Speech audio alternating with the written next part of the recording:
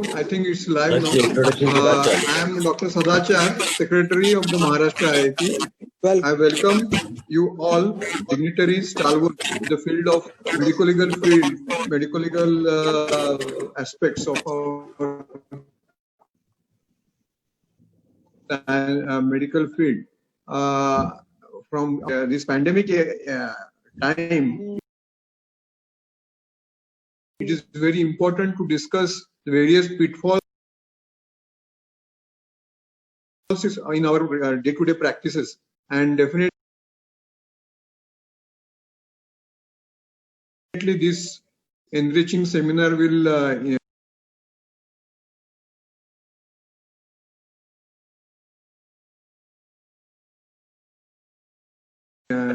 improve the knowledge and various recent updates.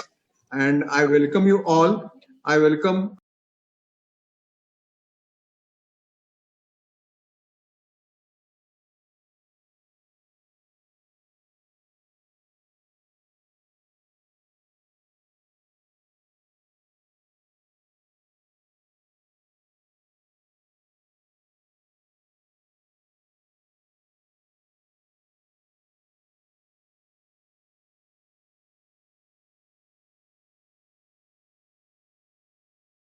on the screen. I am able to see Dr. Nagpal sir, President, Dr. Jain sir, Dr. Sahani sir. We are meeting again for the second time today. Dr. Neeraj Nagpal sir, very welcome, warm welcome. Dr. Mahesh Baldava sir, very warm welcome to Maharashtra IIP. And over to Dr. Hemant sir, please. Hemant sir, please. Before I take over, I will ask our MAHA-IIP President, Dr. Jayant Pandarikar sir, to give his opening remarks. Thank you, Dr. Hemant sir. Very good evening to one and all. I welcome all the panelists on behalf of Maharashtra IIP. I welcome we have today doctors, then we have lawyers, and then we have doctors and lawyers together. So such is a beautiful combination, mixed blend we have today with a galaxy of speakers with us. I welcome Dr. Neeraj sir, Dr. Mahesh Baldava sir, Dr. Nidhi madam, Dr. Advocate Anand Dubey sir, Dr. B.V. Tahani sir, who is President of Medical Legal Society, then Advocate Dr. Arun Mishra sir, Hemant sir, and Dr. Secretary Dr. Sadachar. Friends, today's topic is protecting the protectors. We as a doctors always take care of our patients, try to save them, try to protect them from disease. But unfortunately, because of our lack of legal knowledge, sometimes we may not be able to protect ourselves. So as a doctors, we must protect ourselves also, and for which only few things are required. That is documentation, reporting, communications. And probably these three things are also, with all these three things, they are not taught in our medical curriculum. So now once we come into the practice, then we have to learn and listen these things. Today we have really galaxy of speakers, those who will be discussing on various topics of laws related to medical practice, maybe Nursing Home Registration Act, or maybe Clinical Establishment Act, or hospitals under MSME. Then what is the role of MCI, NMC, Indian Medical Services? Then what are the criminal liabilities of doctors? So all these things we are going to study from our all stalwarts.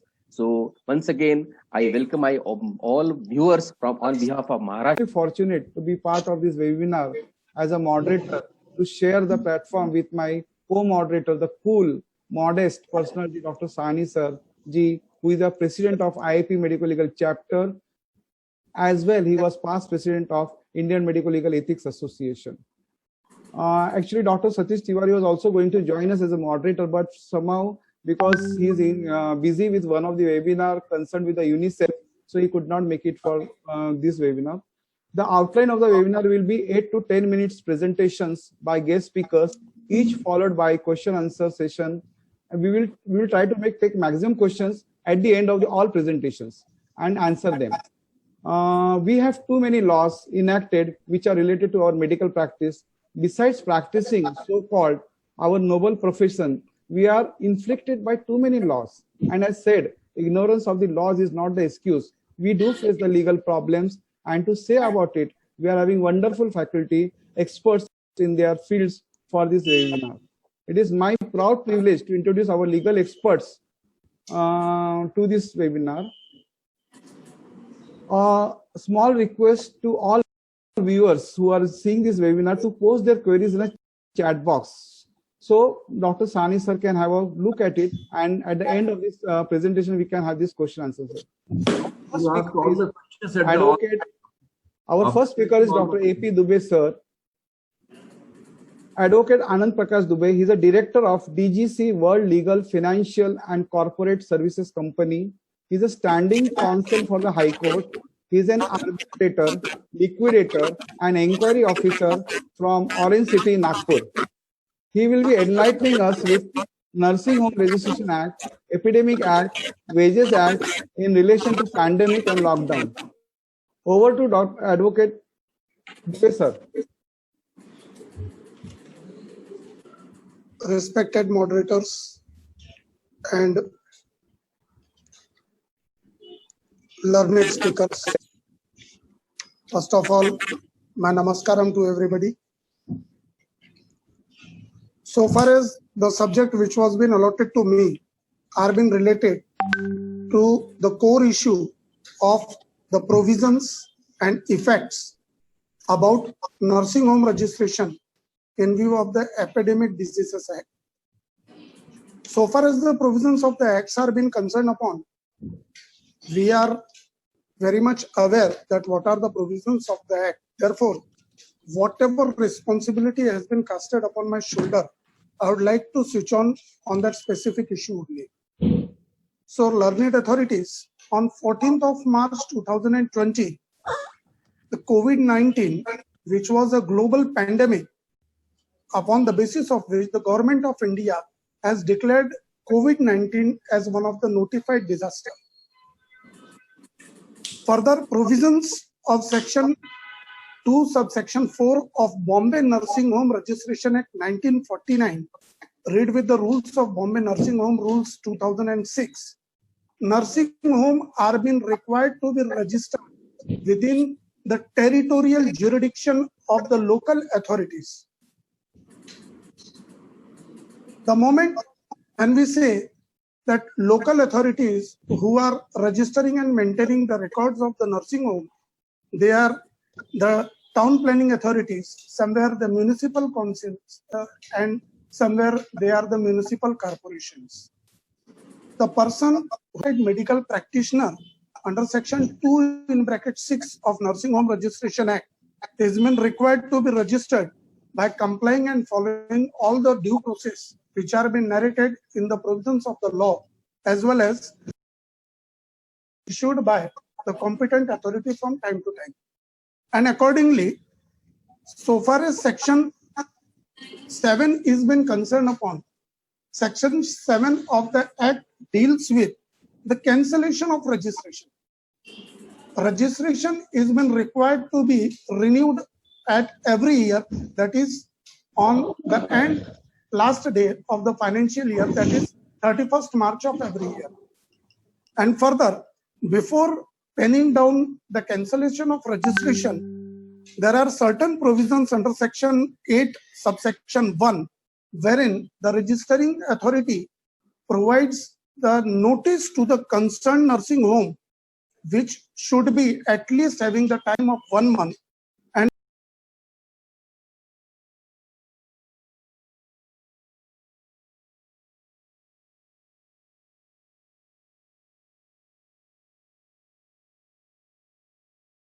coming this in Clinical Establishment Act in Maharashtra. Though it is not implemented in Maharashtra, it is implemented almost on 7 union territories as well as the 10 states. I would request Dr. Mahesh Baldawa sir. Is there? Dr. Mahesh Baldawa sir? yes sir, yes sir. Yes sir. So we are waiting for our talk, for our presentation. I will share our presentation. Mine is now. Yeah. Okay. After yourself, Dr. Nagpal sir will be presenting. So I am just presentation. Fair.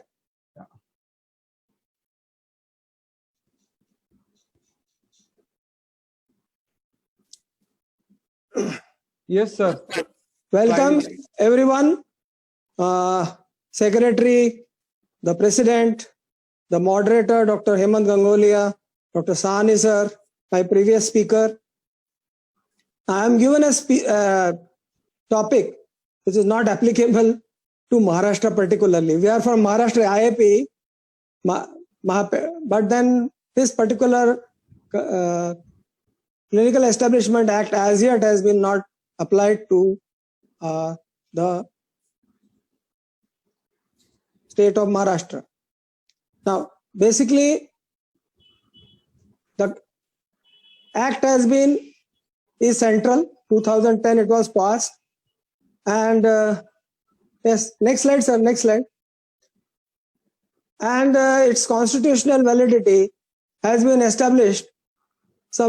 One person, Dr. Ashwini Goyal, he went to the Delhi High Court double bench, and his application itself was rejected. It was a public interest litigation, and it was held constitutionally valid in a negative way. Second part is its whether it affects the fundamental right of practicing medicine. So when Dr. Yashbir Singh Tomar, he went to Uttarakhand, and he challenged the validity that there are so many things in this.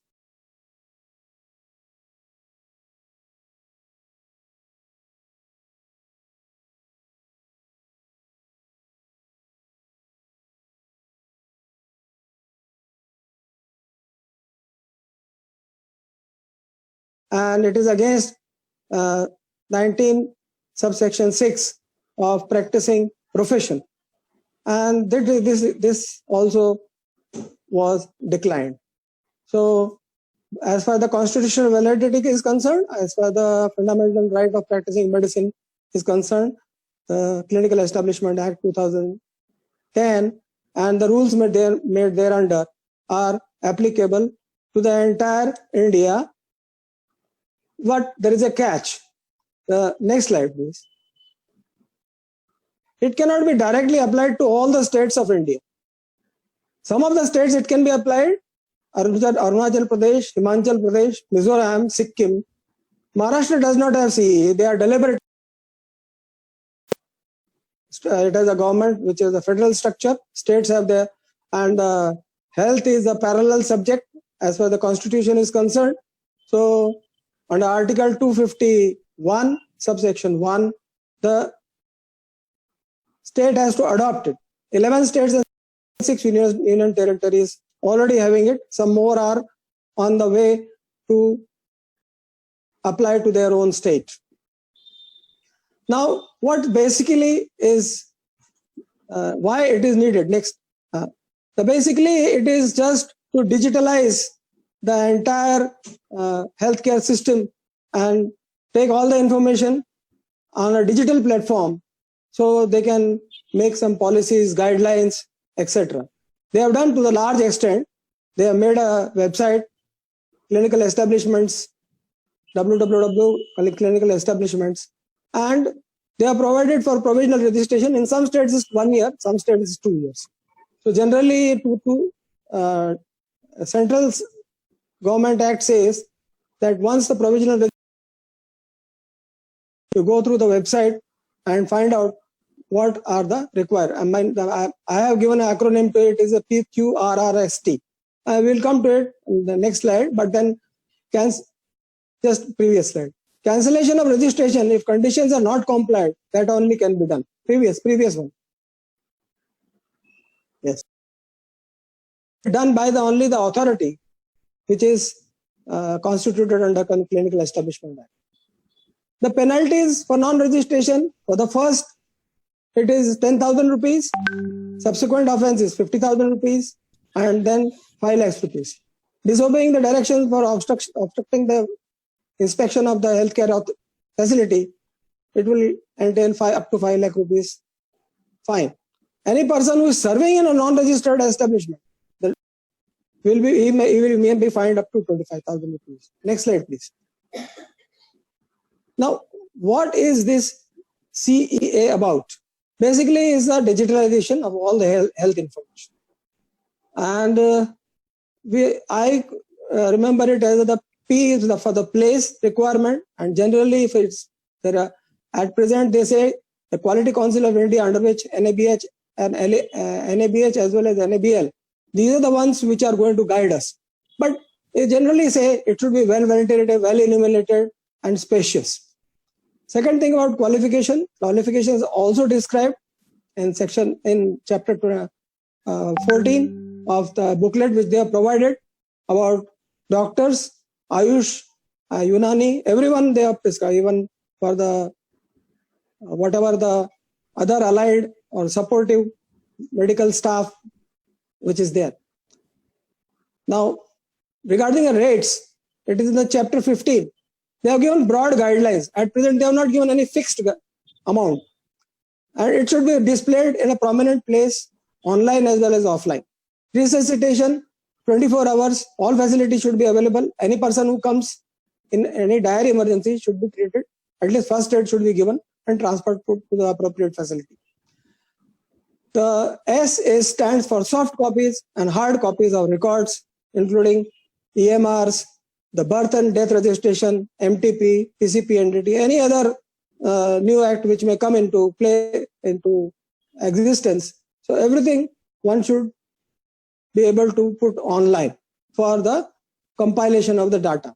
And treatment guidelines, they are very specific under this, and very microscopically they have gone for each specialty. That is even for general practitioner, that for the those laboratories or the places which will be diagnostic, those specialists which are general physician, surgeon, neurosurgeon, everything, all details are given. So there you can find in the clinicalestablishments.gov.in on this. Now, next slide. PQRSC, basically P requires the hospital and clinics to provide standard. They say standard, but it is the best.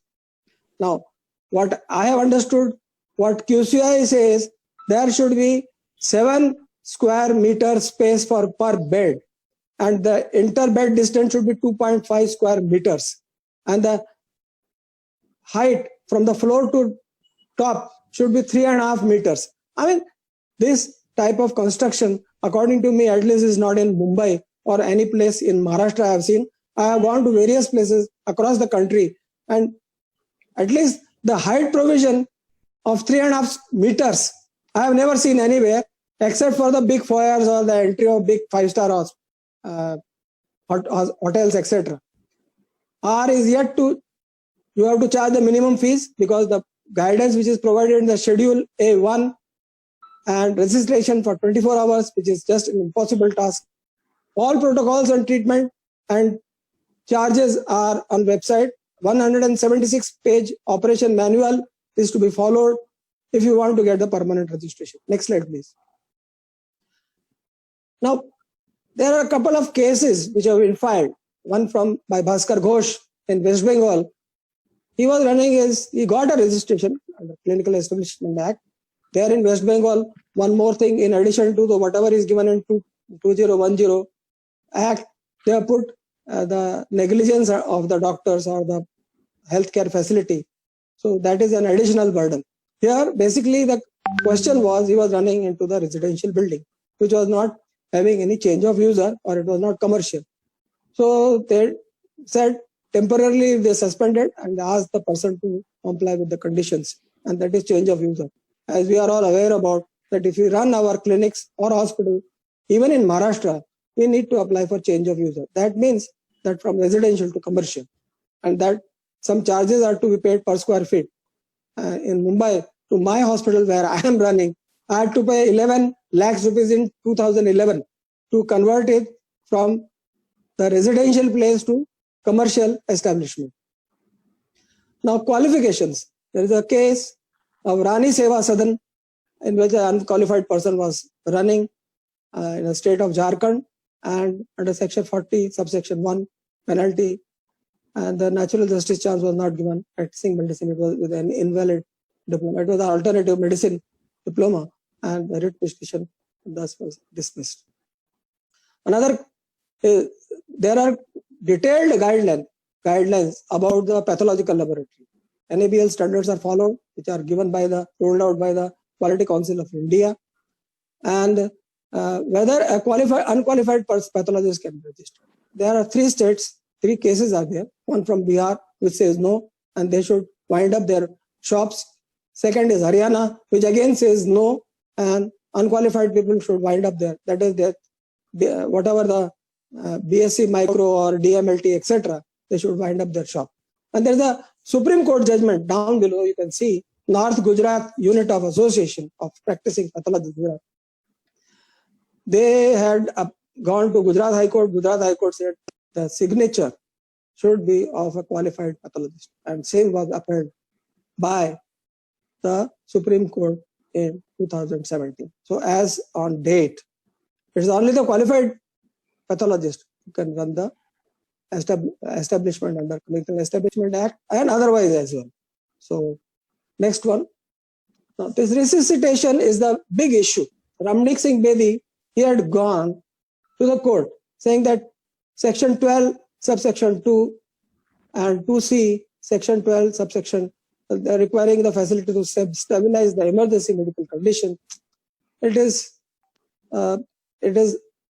cannot be done. It's not possible, because according to him, what he pleaded in the court, 80% of the practitioners, they have not learned CPR. But the court said the provisions of the Act do not create any impossible situation to practice the medical profession, and Act is not ultra vires of that constitution. And thus now we have to really learn CPR, PALS, and all those courses, and learn how to resuscitate a person. Now, basically, the next is a hypothetical thing which I put. What is the main discomfort? A 24-hour emergency, suppose it's like a fitting square peg in a round hole. Imagine a woman heavily bleeding in labor reaches to a dental clinic. Now, will a single doctor be able to manage her and transfer to appropriate place? Who will foot the cost? So this is basically the same thing you can imagine with Ayush doctor or yoga doctor. So every facility has to give, as per the Act, 24 hours emergency to the stranger. Now, this is a website. On the left-hand side, you see everything. And down from below, third, which gives detailed directions about, there is a 176-page booklet which you can download and read about it. Now, it has 15 chapters. Next. And standards of the guidelines about the treating different conditions. They have gone to the microscopic extent for general practitioners, for physicians, for cardiologists, for urologists, for surgeons, gynecologists, ophthalmic doctors, Ayush doctors, everyone, 7, 8, 9, 10, 11, 12. They have gone to the micro details that how a patient should be treated. And of course, there is one thing which is not there. They have not attached any consent form so far. I will come to consent form basically because there is a recent judgment which has come on 6th of July in RG Stone, that is Vinod Khanna, who fought this case where the no negligence was found, no deficiency of service, but they said pre-printed forms are not allowed. Now, why don't they utilize this website and put all the forms? They have figured out all the detailed treatment. They can always figure out that this is the type of consent form for this condition should be signed by the patient. They can make two detailed forms. One for the patient party to understand, and one for the doctor where to obtain the signature. List of qualification is given in chapter number 14, and template for costing procedure. Actual cost is not given, but they have given the various factors with which you will calculate for surgery, for bed charges, for oxygen, for whatever consumables, etc. And thus to come to and this part is 2020 Act will elaborate over it, and whatever the cost structure is there, you have to display in a prominent place in your clinical establishment. Now, next one is who can cancel. Basically, a CMO or deputy CMO cannot cancel. It's under authority under the CEA, who is authorized to cancel, can only cancel. So in UPA, in Medaxis Hospital, this deputy CMO cancelled, and they went to the Allahabad High Court double bench, and they said no, he is not authorized to cancel. They have to approach to the authority, and the authority, in accordance with the provisions, only can cancel. Next one. Can a doctor be found negligent if he is appointed on the CEA? Well, there are so many these bodies which are there. Clinical Establishment Act is a body, and as you are aware about this, Dr. Kunal Saab, about the 11.5 crore case, he filed a case against Principal Secretary Calcutta in double bench, and he said the doctor who is being appointed, he was found negligent in some case, and they said it is no bar for appointment to a Clinical Establishment Act body. Next one. Are the offences? Next one. This Padum Lal Sahu, basically he was arrested for non-compliance of certain of the provisions of Clinical Establishment Act, and he was arrested and he was not granted bail. So the bail is, it is something, and any of these offences which are under this, they are not non-compound, they are not neither non-compoundable or non-bailable. So bail was granted to him. This is the radiologist Vinod Kumar Khator, who is from Madhya Pradesh. Again, Gwalior bench decided his clinic was when he was absent at that time, when he was practicing as the medical officer. At that time, it was inspected and it was locked, and the locking itself was illegal, and therefore they were asked to open the lock. Next one. What will now, with all these laws, of course, some couple of things, because we have limitation of 8 to 10 minutes. What will happen to the small nursing homes and charitable? I have a small nursing home, 15 beds. They will not survive as of now, because independent physician or a doctor couple, I am a doctor couple, run 15-bed hospital, and a small nursing home will vanish slowly, because all these provisions with whatever doctor, as a Advocate Dubey said, with so many conditions, and now subsequent speakers also will tell, I believe we will not be able to match in terms of economics. So, and also there are so many small corporate and charitable hospitals in Mumbai as well, across the Maharashtra. I think they employ RMOs as BMS and DHMS, which is not acceptable under Clinical Establishment Act, and as well as other acts also, will close down in favor of economics of scale. Large corporate hospitals will just make them vanish. So lastly, what will happen? Now, basically, there are two scenarios. I can close down or I can make a jugaad, that I arrange for everything on paper and promote Inspector Raj, and this will give rise to more corruption. The Act will add one more avenue for prosecution against doctors and hospitals who already over-regulated the healthcare system, as you can see. I am not showing all those slides. This is my last slide. Thank you. Next. And whatever questions you have, you can ask me. Thank you very much, sir. Thank you very much, sir. You have exceeded 6 minutes. It's okay. No problem with that. But then we will come to question answers after the end. And our next speaker is the eminent personality with clear thoughts, consultant physician and GI endoscopist, Dr. Neeraj Nagpal Sirji. He is chairman and managing trustee of Medical Legal Action Group, director of Hope Gastrointestinal this clinic at Chandigarh, is a member of various associations, and his introduction is there.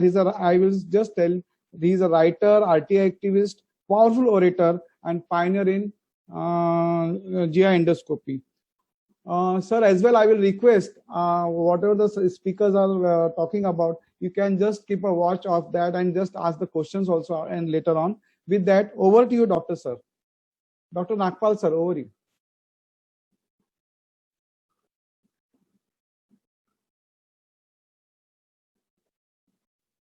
Am I audible now? Yes, sir. Okay. This galaxy of brilliant speakers, the topic given to me was this Micro, Small and Medium Enterprise Act and the relationship with healthcare that this act under MSME Act, what is the relationship with healthcare? This is what I would like to discuss. Well, I can't find a more suitable photograph than this. MSME may seem very fascinating, but it is also dangerous, and my views are ambivalent in this issue. Why discuss this topic? Indian Medical Association recently held a webinar, and on its website also you can find a complete program on MSME inclusion in healthcare. And this was a 15 July notice which was posted that with the effects of IMA, healthcare has been included in MSME. And once I was asked to discuss this, I tried to get the notification which IMA had got, which finally included healthcare in MSME. And I was disappointed to find that there is no such notification. Healthcare was included in MSME since 2008. So what has happened immediately to create all this ruckus? I have no idea. I have discussed with many people, but there is no notification, recent notification, which includes healthcare in MSME. Now, what was the Micro, Small and Medium Enterprises Development Act?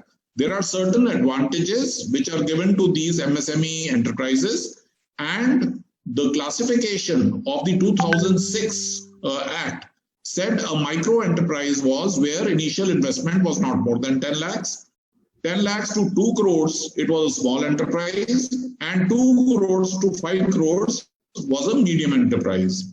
Now, what has happened recently, which is on 1st June, actually on 26th May or 27th May, this notification came, effective from 1st June. This definition of micro enterprise has changed. And instead of 10 crores, the investment of 10 lakhs, the investment of 1 CR now comprises in micro enterprise. Besides the original investment, there is also a issue which has been brought of turnover. So if your turnover does not exceed 5 crores, your initial investment is less than 1 crore, you remain a micro enterprise. Small enterprise, initial investment not more than 10 crores and turnover does not exceed 50 crores. Medium enterprise, when the initial investment is not more than 50 crores and turnover does not exceed 250 crores. Why I have brought this slide? What is the importance? My point is, government in the budget allots a certain amount of funds, which is for MSME sector. Now, once you have taken and you have changed the goalpost by calling a industry or an enterprise, MSME enterprise, when the turnover is 250 crores, you have included nearly 96, 97% of all enterprises, whether they are healthcare or not. So whatever fund you had to support MSME is now going to be distributed and taken over and in fact looted by organizations and establishments which in real sense cannot be called MSME. It is like saying this reservation in India, if we include 96% of India's population in reserved category and say it is open, it is something like that what has happened with this notification. And in this notification also there is no mention of healthcare. So what are the advantages of getting yourself registered, of hospitals, clinical establishments, getting themselves registered under MSME Act? One, there is a protection against delay in payment by paymasters. For hospitals, this is important because all these ECHS and CGHS cases where payments keep pending, maybe if the hospital was registered under MSME, they could enforce the ECHS and CGHS people to make, and other government agencies for prompt payment. Then there is a provision of collateral-free loans from banks, and there are certain organizations which are created by central law which can also provide the credit, and it is collateral-free. You don't need to provide collateral to take this loan. Lower rate of interest on loans from banks. The difference is nearly 1.5% from the regular charges which you pay. Concessions in electricity bills. if you go for any quality certification, you can claim that expense for quality certification, though NABH and NABL, etc., have not been specified in the list which is given in the Act and in the rules thereof. But I assume, because the examples are not all inclusive and it is not excluded, so I assume that the NABH and NABL certification, which is also a quality certification which hospitals and laboratories take, expenditure made thereof may be reimbursable under this. Exclusive consideration for participating in international domestic trade fairs, mostly when we are talking of medical tourism, yes, it may be beneficial. Stamp duty, octroi benefits, time-bound resolution of disputes with customers through conciliation and arbitration. Again, similarly, like with insurance companies and DCHS, CGHS, then there are certain exemptions which have been given in direct tax laws. Currently, eligible startup having turnover up to 25 crores is allowed deduction of 100% of its profits for 3 consecutive assessment years out of 7 years. This is a major advantage. Then, if you go into cloud computing, you can claim 3 lakhs or so every year for 2 or 3 years. So there are multiple benefits which are on paper there for registering a clinical establishment, hospital, clinic, diagnostic center as an MSME enterprise. Due to this MSME registration, the bank loans become cheaper. I've already covered that. This is the credit-linked capital subsidy scheme. A capital subsidy is given to business to upgrade and have a better means to do the business. These MSME units can directly apply to banks for these subsidies up to 15%, or 15 lakhs is the maximum, where the total investment is up to 1 CR. But again, there is a list of 51 types of establishments, and healthcare again has not been specified in this list. This list seems to be inclusive, and anything not mentioned herein, I do not see how we are going to be in a position to take advantage of this. Similarly, there is a credit guarantee fund trust for micro and small enterprises. Basically, the fund undertakes to provide guarantee against loan default in repayment of micro loans extended by the lending institutions. So anybody wanting to take a loan and not repaying it or doing default, better to have MSME registration, because here the first 5% of the amount in default is borne by the lending institution. The amount above 5% up to 50% on a pro rata basis is paid through credit guarantee scheme. Then supposing a pediatrician, a gynecologist, let's say a radiologist, or they form a cluster in a limited geographical area.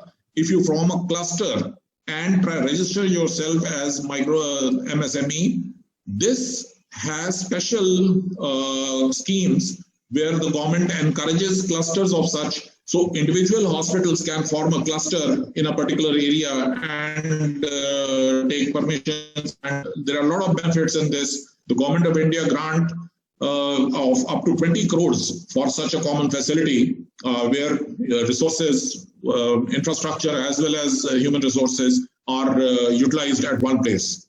So there is a lot of subsidy for creating these kind of clusters. Now, is MSME registration and Udyog Aadhaar. We have all of us have got our Aadhaar cards, but there is something called Udyog Aadhaar. And this MSME registration is now given a new name of Udyog Aadhaar. And there is no difference. If any MSME industry wants to start any business, they have to register and get an Udyog Aadhaar number. Is Aadhaar your own Aadhaar card compulsory? Yes, for registration under Udyog Aadhaar scheme, your Aadhaar card will be necessary in case an applicant other than a proprietor. The Aadhaar card of partners or directors will be required. So who can register? This can be a proprietorship concern, private limited company, one-person company, public limited company, trust, limited liability partnership, and a cooperative society. Any form of establishment can be registered as an MSME. There is no restriction. If you have a public limited company, it can still come under MSME if the total turnover is less than 250 crores or according to the small and micro criteria, if it fits there. Can only new ventures be registered, or are existing businesses also eligible? So please remember, even existing businesses can be registered, and it is not only new ventures which are registered in MSME. What is the validity of this Udyog Aadhaar certificate? Once you have got a MSME registration through an Udyog Aadhaar certificate, this is indefinite. As long as the entity is ethical, financially healthy, there is no expiry of this certificate. You will come out of it automatic, because every other registration we have heard of Clinical Establishment Act and all other acts, there is a limitation of how long you are registered. But here there is no limitation. And category under which healthcare is included. Now look at this. This is the National Industrial Classification of India. This was published in 2008. And healthcare was included in codes 86. This is human health activities. 861 was hospital activities. 862 was medical and dental practice activities. 869 was other human health activities like diagnostic centers, blood bank. And code 87 is residential care, old age home, mental hospitals, these kind of things. So this is nothing new. Healthcare was already identified in a category as an industry. And this was in 2008. Now, when I say I'm ambivalent about this, this is where my problem comes. Because once you are registered as an MSME, the moment you register yourself as a company, whether you register yourself as a limited liability company, whichever way, once you register with a government agency, automatically you are expected to be fulfilling lot of compliances. And this is where the problems arise. You will have an inspector visiting you, inspecting how many workers you have, whether you are covered under EPF or not, whether you are covered under ESI, Contract Labor Regulation, Employee Compensation Act, Equal Remuneration Act, Factories Act, Maternity Benefit Act, Payment of Bonus Act, Payment of Gratuity Act. All these things automatically kick in. The moment we register with the government for anything, you better be prepared to be fulfilling all the compliances, whether they are concerned with labor laws or environmental laws or any other laws for that matter in force. So there is a huge list of the labor laws itself. In fact, the previous speaker was talking about them. This is just a summary of all the laws which are applicable. And environmental laws. Doctors are already at the receiving end because of these biomedical waste management rules and the need for an STP for even a one-bedded hospital. I don't know how and where and when are we going to get out of this kind of Inspector Raj under the clutches of which we are there. So these are all laws, and the inspectors from these departments will be expected to visit you the moment you are registered as an MSME. So this is my biggest problem. And there is another problem. If I take any subsidy from the government, whether it is in form of subsidized land, or it is form of subsidized loans, or it is in form of subsidized whatever, immediately a quid pro quo kicks in. The government may be giving 100 times more subsidy to a textile manufacturer. But even in the pandemic time, they will not force the textile manufacturer to provide, let us say, blankets free of cost. But here, our own Supreme Court wants private hospitals, which have been built on subsidized land, to treat the poor free. This was a news item on Economic Times. Look at this news item.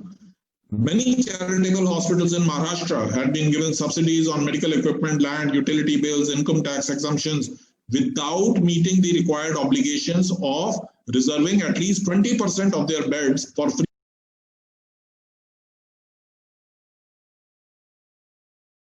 Example, Indraprastha Apollo Hospital in Delhi, which was given land on lease for 1 rupee lease per month for 30 years. And they had to reserve 40% of outpatient treatment and 33% of inpatient beds for economically weaker section. And since the hospital did not do, they were fined by the Delhi High Court, and this was upheld by the Supreme Court. So my problem is, the moment we accept some kind of subsidy, some kind of help in the MSME registration. We are also leaving ourselves open to demands of free service. We are leaving ourselves open to demands by the government of OPD, IPD services, radiological services to be provided. Like during this COVID times, there hue and cry that even the COVID test should be done free by hospitals which are received some subsidy. This was Hindu on April 3, 2020. India private corporate hospitals have received government subsidies in various forms, and it is time to seek repayment from them. Why is it that the government does not deem it necessary to bring them under public control? Does less government mean no accountability, even in this humanitarian crisis? Is it that overburdened public health has to do everything and a rising number of needy patients, while most private hospitals are reserved only for those who can afford to pay? My point is, an industry which registers in MSME will not be asked for these charitable, free, obligatory services, but this is enforced right now also on healthcare enterprise. And once we register with MSME, this is my fear, but this will also be, we will be exposing ourselves to this. So yes, there are benefits of registration in MSME, but we should be cautious and we should plug all the loopholes before we jump into it and take subsidies or take interest-free loans or lower interest loans from the government under MSME registration. Thank you so much. Thank you, sir, for such an eye-opener. It is a really eye-opener. Sir, can you stop sharing your slide, please, sir? Hello, I'm audible? I'm audible? Yes. I'm audible? Hello, I'm audible? I'm audible? Yes, hello? you're audible. Yes, you are audible. Before I proceed, doctor Sahni sir, आपके लिए request है, यहाँ पे बहुत thunder storm चालू है, बारिश चालू है. By chance my wifi fails, you take over. Next speaker will be Dr. Nidhi Yadav, then Arun Mishra, and then if I fail, Wi-Fi fail, please take over. Next speaker to give the deliberation is dynamic Dr. Advocate Dr. Nidhi Yadav, Madam, an emerging lawyer specializing in medical law. She is a board member of Jimlia. She has been guest speaker at various conferences, and she's passionate towards spreading law awareness among doctors and safeguarding them from medical litigations. And probably what Dr. Nagpal sir said, Madam, it's now your duty to state what he said, what are the problems, what are the facing for that. And she will be talking on the role of MCI, NMC, and Indian Medical Services about the, as well as the status quo of MCI and NMC. Should I share the slides, Madam? Yes, sir. Yes, sir. Thank you.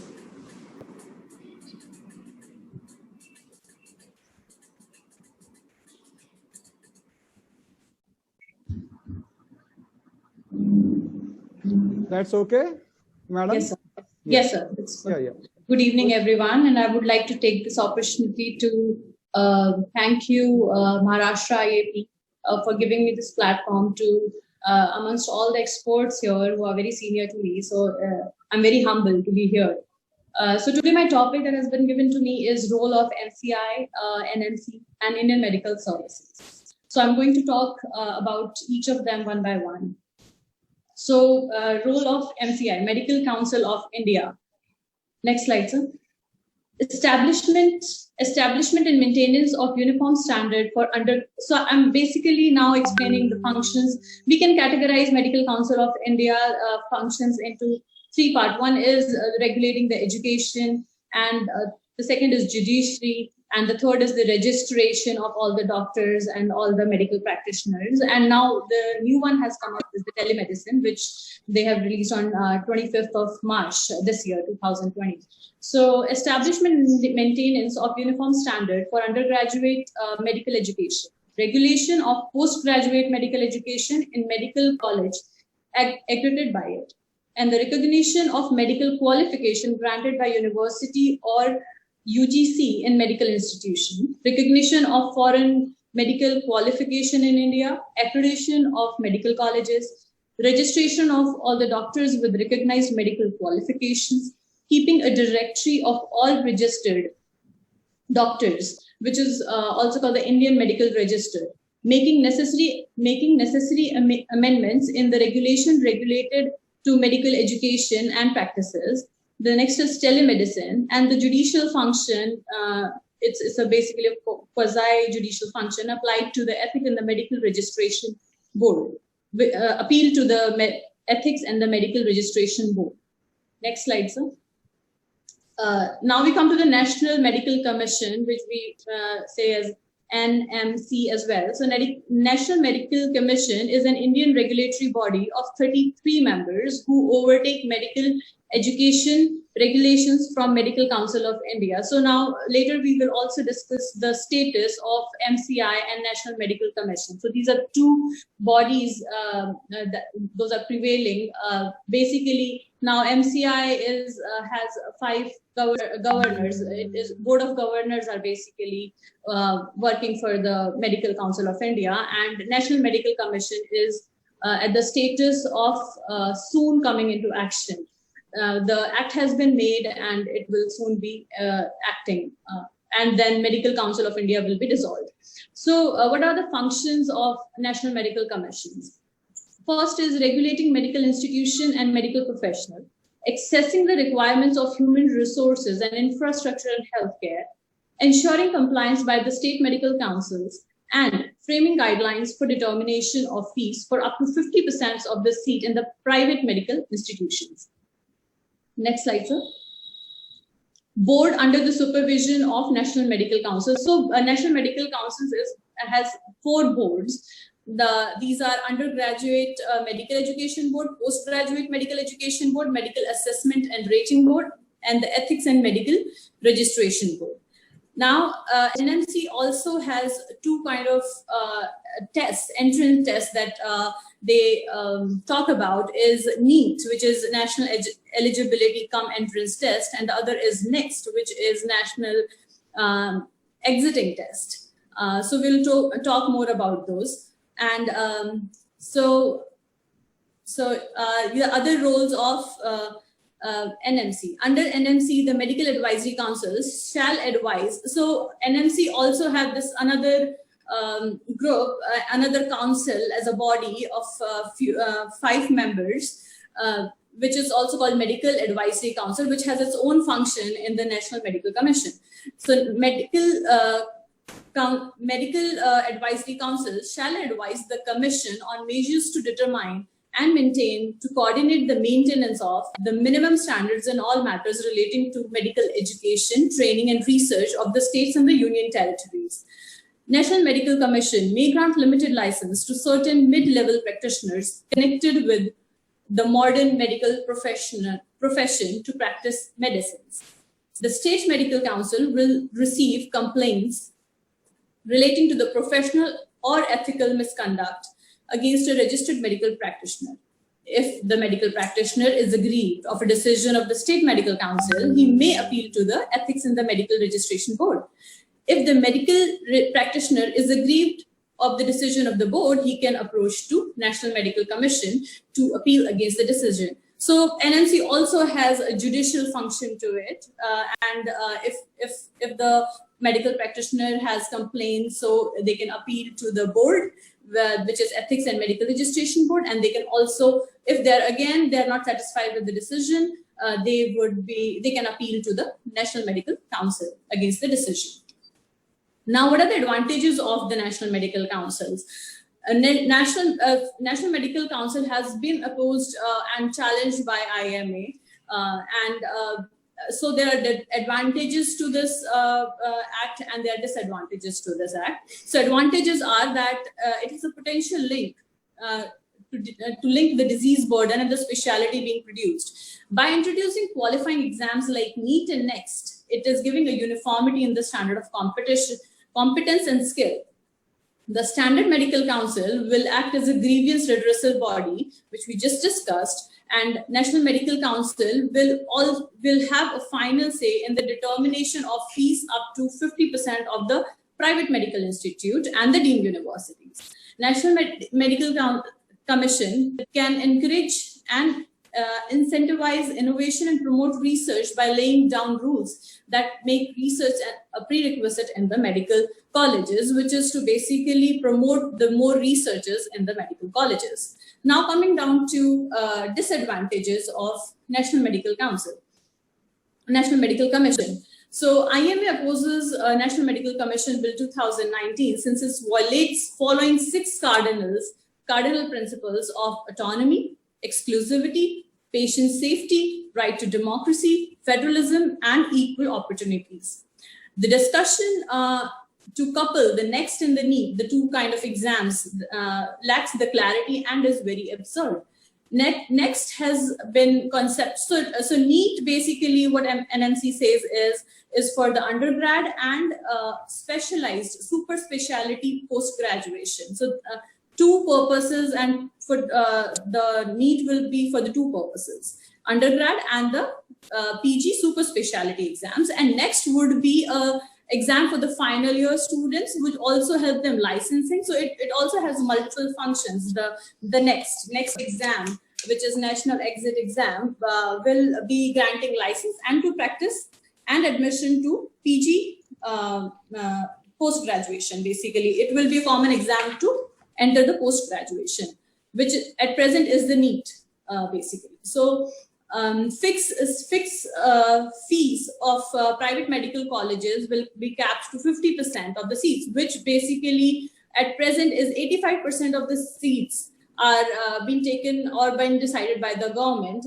And so this would be changed. And now what NMC has plans to fix the fee of the private medical colleges capped to 50% of the seat, not 85%.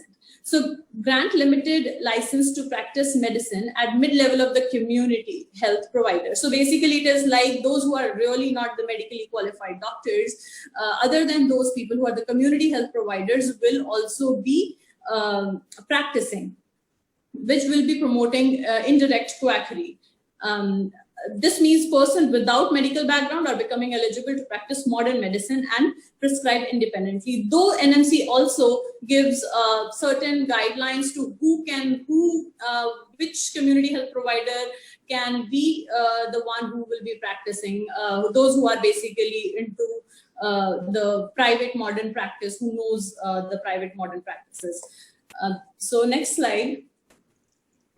Would be what is the status of MCI and NMC. So NMC is basically would be the central government that would be dealing with NMC. It will be central government will be controlling NMC. So the NMC Act received the assent of the President on August 8, 2019 and was published the same day. The Act provides for setting up an NMC in a place of the scam-tainted Medical Council of India. Basically, when NMC comes, the Medical Council will be resolved.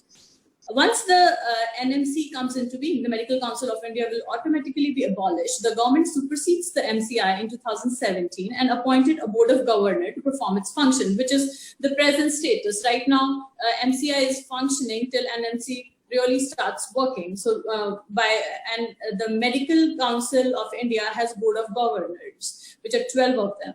So one of the NMC becomes operational. Once the NMC becomes operational, the Board of Governors will be dissolved.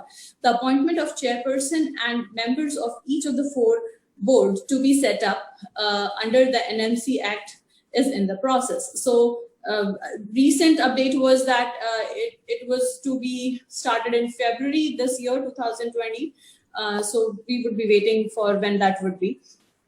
Next, Indian Medical Services. So this is basically, this post has not been created yet, but it is like, we want IMS, as I said, in the last line you can read, it is hashtag we want IMS. If you're on Twitter, you can write it supporting if you want IMS. It's a huge debate going on. Few people agree with this bureaucratic position and few do not. So it is said that coronavirus pandemic has once again stressed the need of improving the health infrastructure in the nation, beginning from the grassroots. So if this comes into play, Indian Medical Services, the basic objectives that needs to be fulfilled by bringing this bureaucratic position. So what would be the objectives? To administer all medical personnel working in the government setup across the country. Currently, at the policy-making level, bureaucrats handle the administrative issues of highly technical branch of health, which I think few people are happy about, and few people think we should have our own person who would be certainly qualified in a certain in our branch and would be able to handle these administrative issues more in a much better way. IMS will help in leading a better administration of health services. IMS will help bridge the technical gap between the planning, execution, follow-up of a specialized service and general service in the government, which has come as a major issue at present, during the coronavirus pandemic.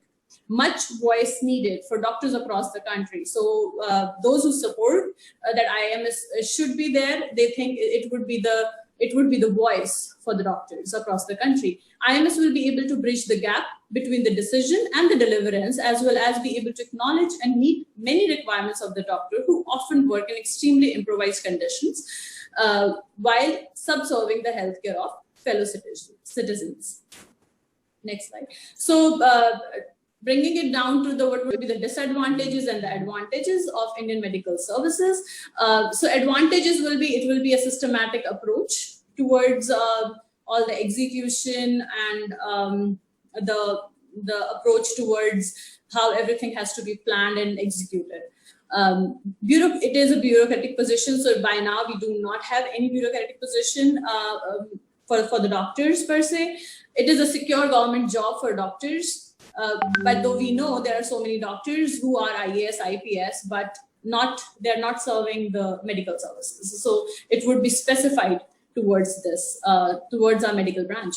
Bridges gap between decision and deliverance. So that would be one of the objectives that would be served by Indian medical services.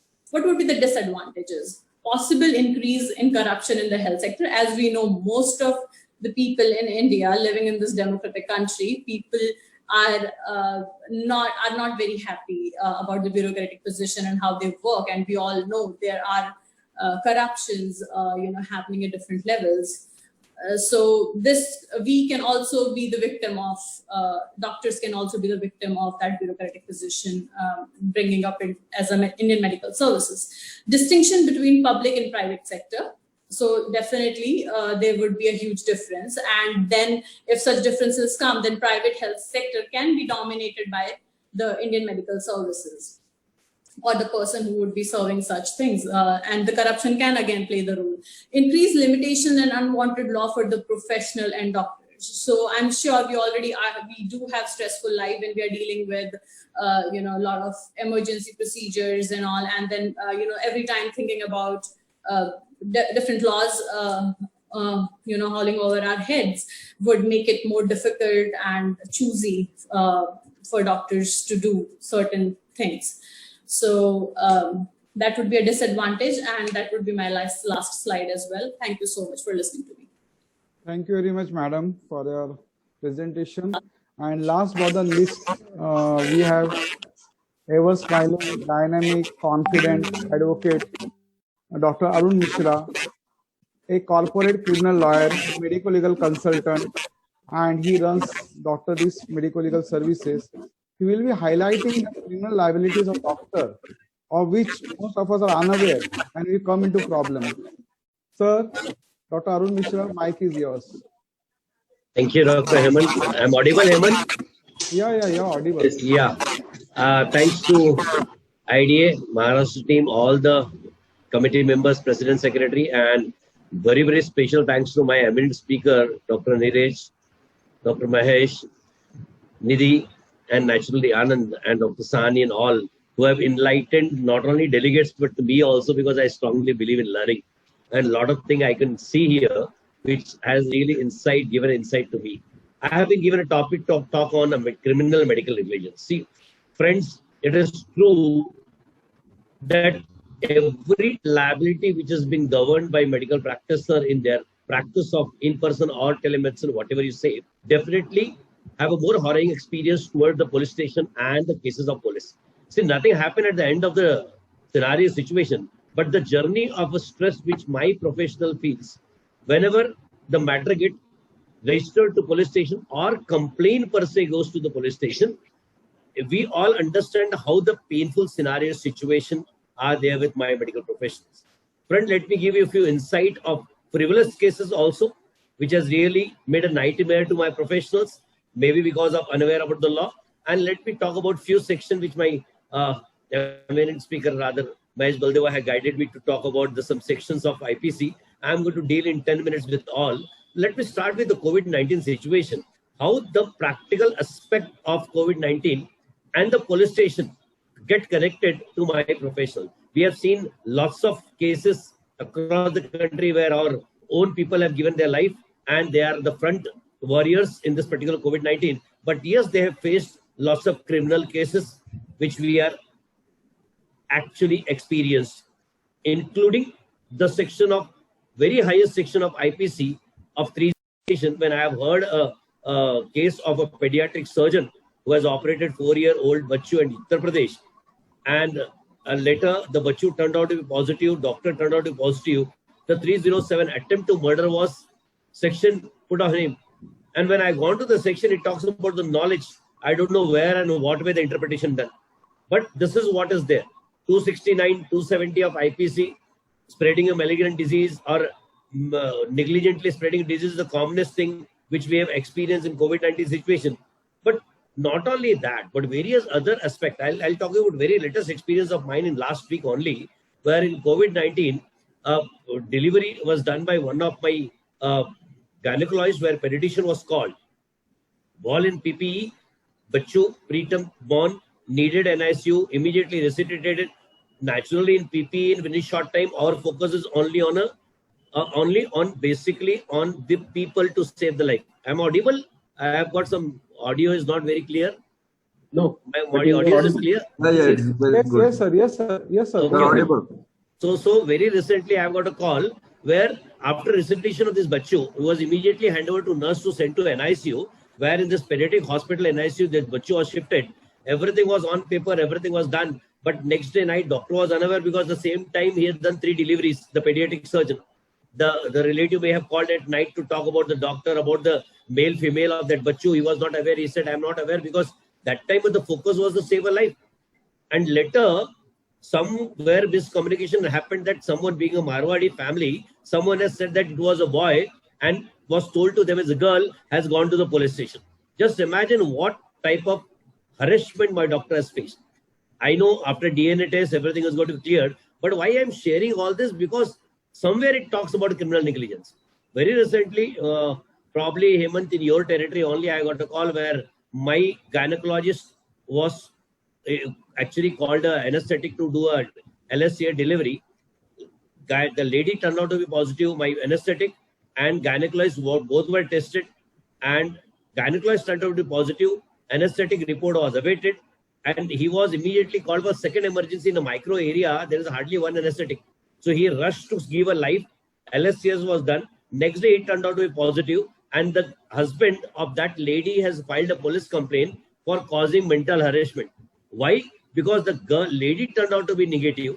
Other doctor turned out to be negative. The people attached to that second procedure was negative. But since doctor anesthetic came positive. So it's a criminal negligence in what way and how he is going to trouble us is a different story. Let me talk what the main junction and where we face is a 304A and 304, what my eminent sir has said. So 304 and 304 plain is the only section which normally used to apply, practically speaking, the medical law cases when the criminality is a question. What this 304 is causing a death without intention with a negligent act. It is a bailable offense, 2 years punishment, nothing happens. My friend, I'll tell you, in our country, where total base of any jurisdiction is evidence, where the conviction rate is 8 to 14% across the country, where the rapist and murderer get acquitted because of the strict following of evidence, nothing happens to my doctor. Because the Supreme Court in Jacob Matthews case very clearly narrated the difference between the negligence of a driver and negligence of a doctor, where they have spoken that it should be gross to define any negligence. And on the basis of that, today I say, I have seen one conviction of Dr. Desai for 1 day because 0 to 2 years punishment. which was challenged again to the Supreme Court, has been quashed off. In micro interior, I don't talk about the 304A, but 304A is the only section which normally applies. But my friend, since the laws are so good for us, even the Supreme Court has said, unless the expert opinions and your medical records are good, on which the opinion done, no one can be arrested. And we have not been arrested. And the opinion comes long, it takes a longer time. And then again, when opinion comes, majority of the time it is standard care which is given. But nowadays, 304, the newer section which is invented by the authorities for basic reasons and started interpreting, has really caused a difference. I'll share one case with you.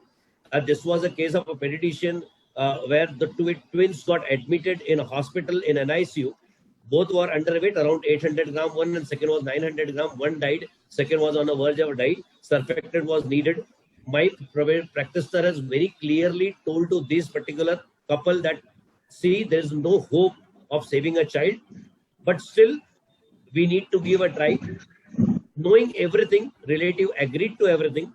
That time last surfactant was needed. In a good faith, my doctor thought, why to text this patient? Otherwise also Bachchu is in critical. He told nurse to use the surfactant which is available with them, and that was 1 day expiry. It was of 30th May and 1st June was an incidence. And knowing that potency does not get impacted and he is not going to charge anything to the patient, he has used that, and Bachchu naturally died because of the disease. But coincidentally, that box was given by nurse to this particular patient. By what reason, I don't know. And that guy has gone for taking an injection because he was so happy with the doctor's treatment, wanted to replace the injection for other people so that other people get benefit because you're not charged for that. But the medical store people have seen the expiry date. His relatives seen the expiry date. It was given that day, and that has created a hue and cry. And instead of taking a body from the hospital, he went to the police station, and when discussion was going on, the 304 section was discussed. What this 304 says, causing a death without intention, with the knowledge that particular thing can cause a death. For them, what they say, FDA, when they have given expiry date, means it is the knowledge that after expiry date, we should not use the injection. Not only that, but in Fortis case, very famous case of Gurgaon Fortis, about the 15 lakhs case 3 years back, we have seen where this pediatrician has shifted a boy from hospital to the ambulance, knowing that we all know that case, knowing that patient is alive, only on the fault done by the relative, patient was decided to be shifted on a ventilator when he has taken ambu bag. And actually he has seen the normal ambulance instead of cardiac ambulance. He really registered that I'm not going to shift the patient. 15 people found with this guy. Ambu bag got removed. Bachchu died. And that case, if you all remember, the Haryana government has spoken about 304 and 302 even. So section of 304 has been interpreted across the country in a way they wanted, because the knowledge component can be interpreted the way it can be done. And it very simply says causing a death without intention, with the knowledge that particular. See why 304 become deadly? Because it attracts 10 years punishment. It is non-bailable offense. The moment it becomes non-bailable, naturally the judiciary always sees to that angle only. What we have heard about before telemedicine guidelines, the case of Ratnagiri, where the telephonic treatment was given by a couple gynecologists, where lady died because I'm not talking about the scenario of today. I'm talking about in 2018 when telemedicine notification was not there, and only giving a treatment on her phone and WhatsApp had been turned out to be 304 case. And even Mumbai High Court has commented, without examining the patient clinically, without coming to appropriate diagnosis, prescribing a medicine comes under component of a knowledge. The knowledge component has brought this section, and they have rejected the bail, anticipatory bail, and gone to. So why I'm sharing all this, friend? So 304A and 304 is nowadays been widely used in the death cases. But yes, we can't stop ourselves.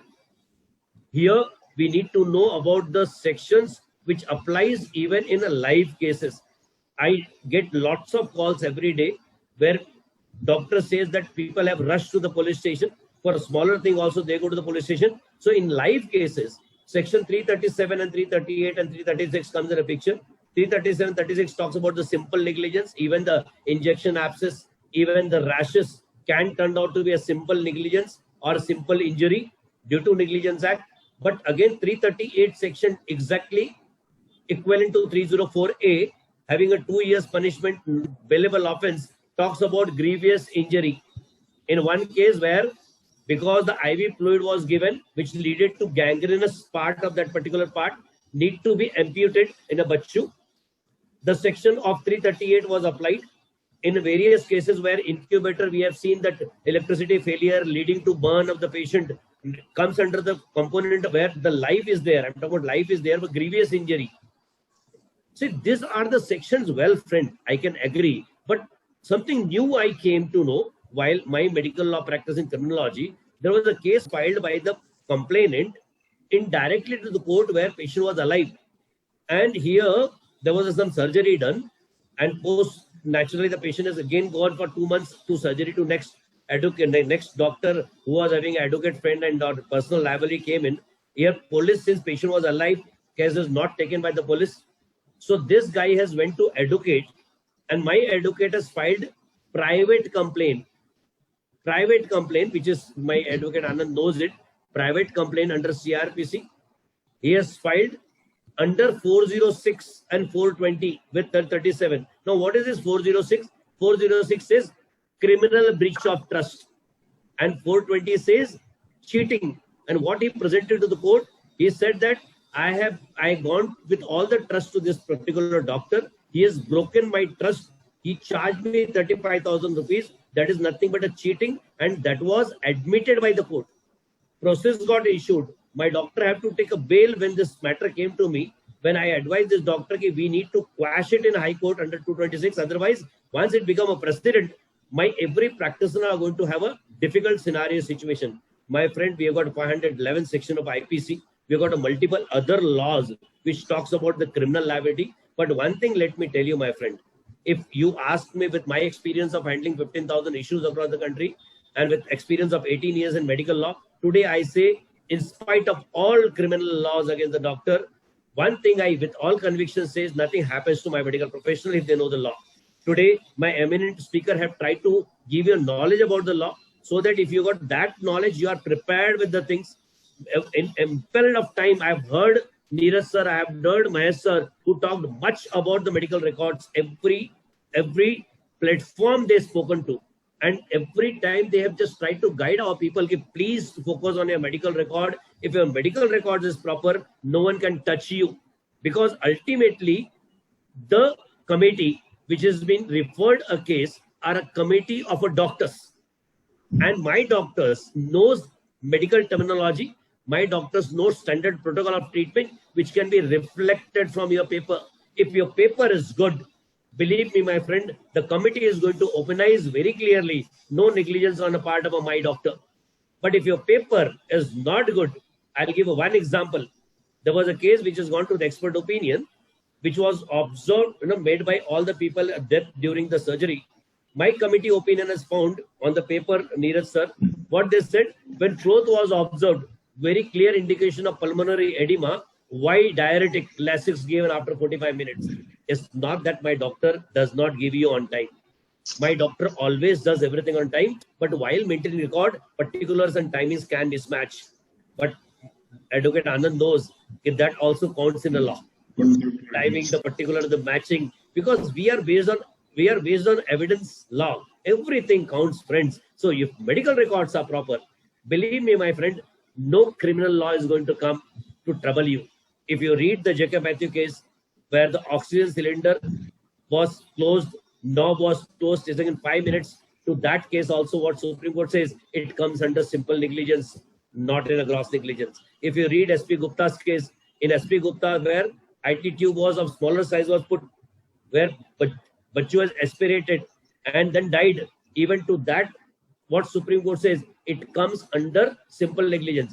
I'll tell you, in Maharashtra, Hemant sir, for your knowledge, Ayurvedic doctor who has done a delivery, I'm talking about cross-pathy. In Maharashtra, they are allowed to do allopathic practice, done a delivery, patient leaded to PPH, died, and that case also 304 was registered against that BMS doctor, was quashed by Mumbai High Court only on the ground of a Jacob Matthew case, only on the ground of allopathic practice allowed. So my friend, laws are beautiful if it is interpreted properly. Laws can be utilized for our benefit. Criminal liability not in the form of a simple negligence, gross negligence, in the death cases of criminal breach of trust or spreading a disease or whatsoever mean we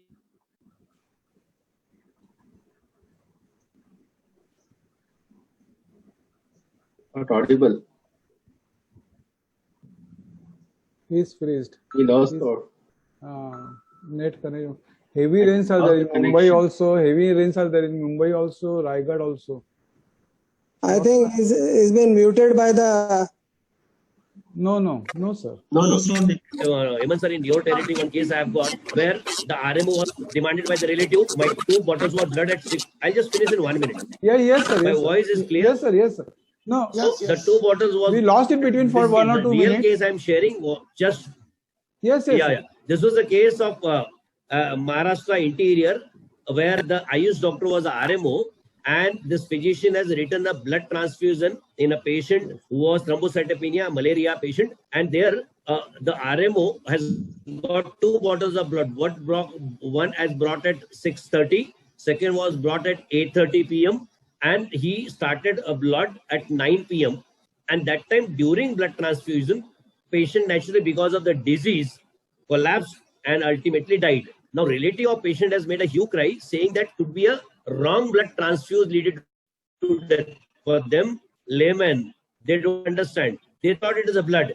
The Ayush RMO got really worried. He also got influenced by the relatives. He thought probably I have done a wrong. What he has done, he has manipulated the IPD paper. So the sticker of a 6:30 blood which was stick on IPD paper, he has removed all the paper and then 8:30 blood sticker he has posted which was not been transferred Neeraj sir, and this was a gross mistake done by Ayush doctor. In that case, matter has gone to the court. Here my physician would have arrested under 304A maximum. That would be the worst part. But because of this particular thing, the 467, 468, 471, all non-bailable offense got implemented on my physician for tampering of evidence, medical record tampering. And he need to remain in a jail for almost 12 days before we get a bail in a bailable offense, non-bailable offense. My friend, why I'm sharing my experience to you, these are the eye-openers. It is our life, it is our responsibility to look to the medical record. I always thank Dr. Mahesh, Dr. Nirvana, because I have heard them a lot. They've spoken a lot about medical records. I always request my people, please focus on medical record. If you are good in medical record, laws are there to protect you. Criminal liability, never ever get worried with the police summons. Whichever summon comes to you, never get worried. CRPC is in your support. 41A capital talks very clearly. If it is a punishment below 7 years, you will be given a summon. I have done a case of during, if at all, Notbandi case, and during that particular case, there was a case of a Govandi where Bachchu got delivered at home and that gynecologist brought the Bachchu and the mother at a hospital post care and 500 note got banned on the same day. She advised that Bachchu to be shifted to NICU, but they have not shifted Bachchu to NICU, not taken to Sion Hospital and taken home. 1 day later, they have taken to petition and ultimately Bachchu died. And that was made a big case of Notbandi because all politicians wanted to have a some point and every newspaper had telecasted, every bigger parties have marched to Govandi area only to pressurize doctor to get arrested because of Notbandi. Health was not provided, which was not a truth case when I have intervened. But I have taken advantage of 41A there. My advocate knows very properly, Anand, in earnest cases very clearly Supreme Court has said if not been followed CRPC guidelines, it can be contempt of court, and 41A notice if given within 7 years punishment any case, then cannot be arrested. I have taken that advantage. But my friend, not only 41A, but I'm talking about all sort of a summons what we get under 161, 173. Everything is only for the purpose of investigation. My friends, delegates here, my request that never ever get feared with the notices of a police. That is a part and parcel of investigation. At the end of the day, there's an expert who is going to decide. Your committee who is going to decide. Focus on a medical record. That is going to be one of the greatest defense to you in criminal liability. In spite of criminal liability, you are safeguarded. But in a country like India, my friend, you have to rush. You have to take care because everything goes to the police station first and then to other law. With this, I know there is a very short of time. I thank Hemant. I thank all my eminent speaker here, because of whom I can speak, with front of whom I can speak here. And thanks to all. And thanks, Mahesh, thank Neeraj, thank Anand sir and Hemant, naturally Jayant and Sahani sir for all encouragement, and thanks to all delegates for allowing me to speak. Thank you very much. Thank you very much, sir. Thank you very much.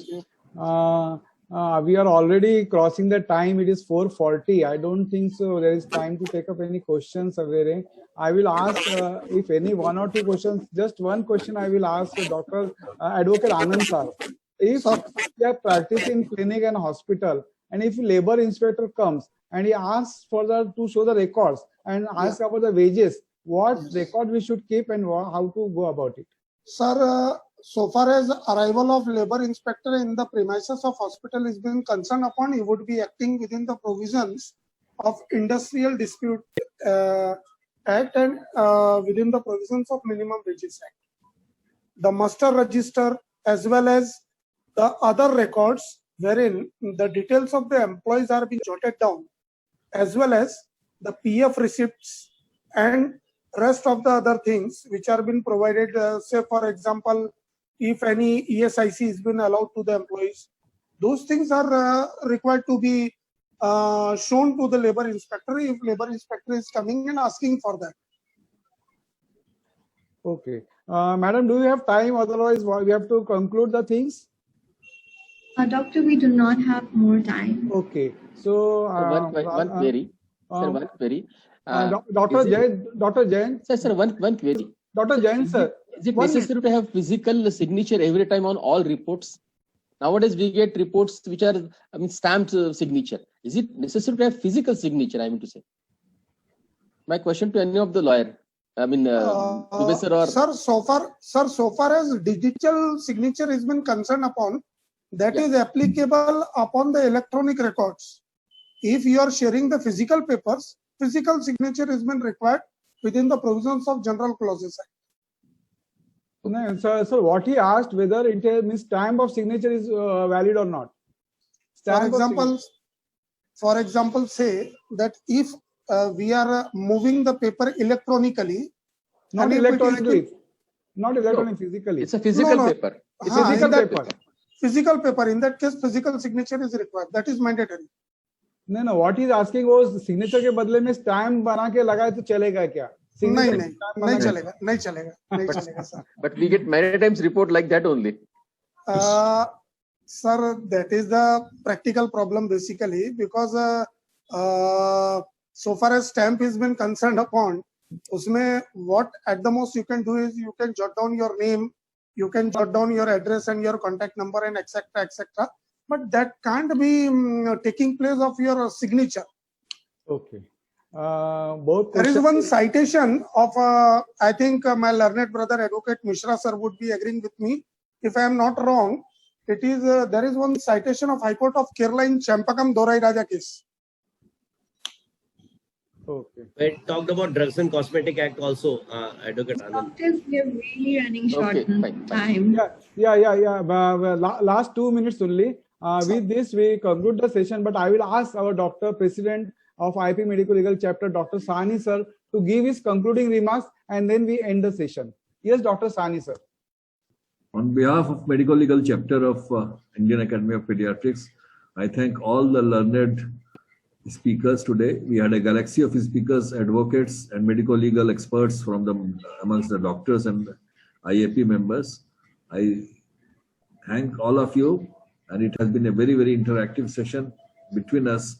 Though we could not take up many questions which we had thought of and on which we had prepared, but anyway, it was a very, very informative session, and thank you all for that. Thank you very much.